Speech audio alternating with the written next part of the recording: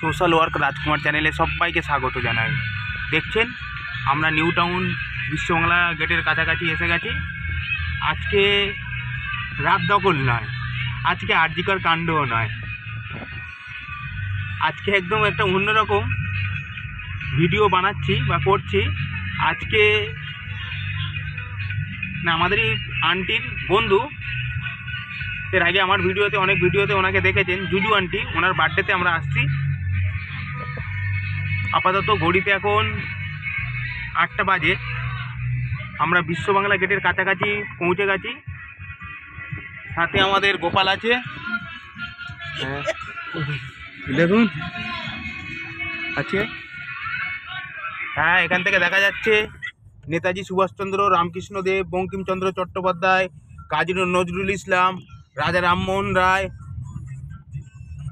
আরও অনেক বিখ্যাত। আমাদের গোপাল ভাই বলছে মমতা ব্যানার্জি দেখে দেখা যাচ্ছে, কিন্তু না, কষ্ট করে আর ওর ছবিটা দিইনি। কি সুন্দর অপূর্ব জায়গা সত্যি। বিশ্ববাংলা গেটে আসলে যেন মনে হচ্ছে একটা অন্য কোথাও চলে এসেছি, যেন একটা অন্য পরিবেশ, অন্য মাত্রা এনে দেয়। খুব সুন্দর।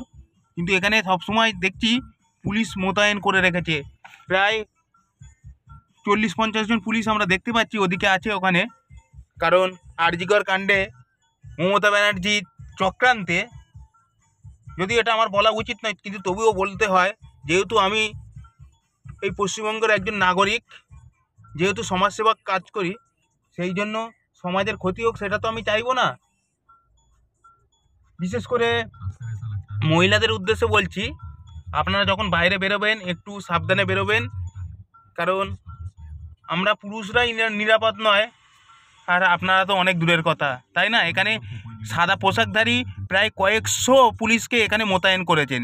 এত পুলিশকে মোতায়েন করাচ্ছে, তার চেয়ে যদি আমাদের যে মানে হসপিটাল থেকে শুরু করে যে আমাদের বড় বড় যে জায়গাগুলো আছে, সেই জায়গাগুলো থেকে যদি একটু আমাদেরকে নজর দিত, তাহলে আর আমাদের এই সব ফালতু টাকা খরচা করতে হতো না।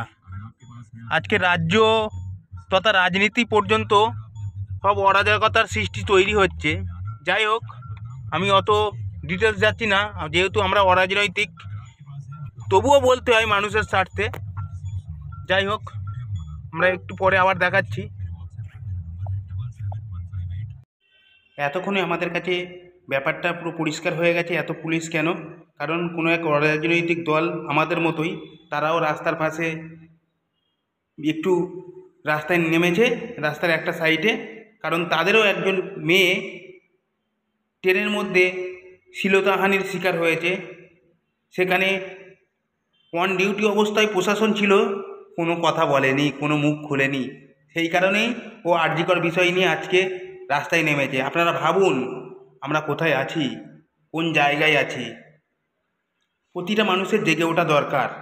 জেগে উঠুন।